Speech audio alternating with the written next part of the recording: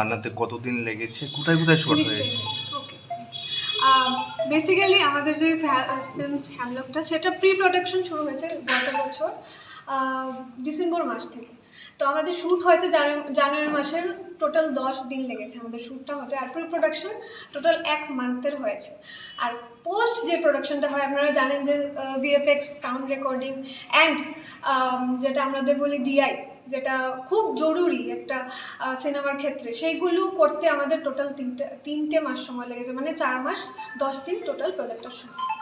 এবং আমি আমার বিষয়ে কতটুকু বলবো আমি জানি না, বাট আমি ছোটোবেলা থেকেই নাচ গানের সাথে ভীষণভাবে ওতপ্রোতভাবে জড়িত, এবং আমার অ্যাক্টিংটার মনোভাব নিয়ে আমি প্রথমে আগরতলাতে আসি। আমার পড়াশোনা কমলপুর দাদা কৃষ্ণচন্দ্র বালিকা বিদ্যালয় থেকে, এবং আমি 12 পাস করি কমলপুর ক্লাস 12 থেকে। তারপর আমি আগরতলায় আসি, আমার কলেজ করি, যার দরুন আমার মডেলিং এবং বিভিন্ন যে নাটকের প্রতি, আমি সঞ্জয় স্যারের কাছে নাটক শিখেছি, নাটকও করেছি ওনার সাথে। তো আমার অভিনয়ের প্রতি এত একটা মানে ভালোবাসা জন্মে যায়।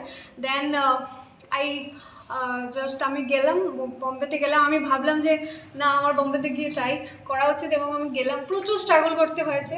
আমি টি সিরিজের একটা ইমরান হাশমির সং এসেছিল, যেটা 2021-এ রিলিজড হয়, লুট গয়ে হাম তেরে প্যার মে, আপনারা হয়তো দেখেছেন। তো সেটার মধ্যে আমি ব্যাকগ্রাউন্ড ছিলাম, মানে ডান্সার হিসেবে ছিলাম। তো সেটা ছিল আমার বলিউডের ফার্স্ট একটা, বলতে পারেন যে ছোটোখাটো আমি সুযোগ করে নিয়েছিলাম নিজের জন্য, বা তারা আমাকে দিয়েছিলেন টি সিরিজ থেকে। অনেক হেল্প করেছে, আমাদের অনেক সহযোগিতা করেছিল। দেন আমি কোকথুম বলে একটা ওয়েব সিরিজ হয়েছিল, সেখানে আমি কাজ করেছি। কিন্তু মানে বলে না যে ভগবান হয়তো চায়নি সেই জায়গাটা আমার কাট হয়ে গেছে, সেটা রিলিজড হয়নি।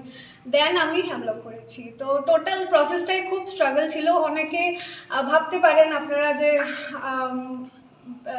কি বলবো, যে ত্রিপুরা থেকে উঠে গিয়ে ব্যাপারগুলি করা এতটা সহজ বা খুব তাড়াতাড়ি হয়ে যায় because of I M a girl, আমি একটা মেয়ে মানুষ।